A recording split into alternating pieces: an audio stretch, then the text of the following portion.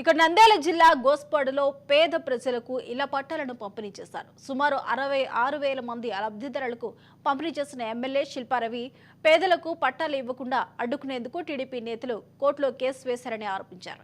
రాష్ట్రంలో పథకాలు అమలు చేసే ఘనత వైసీపీకి చెల్లుతుంది అన్నారు. కొట్టాల చింతల పవన్ కుమార్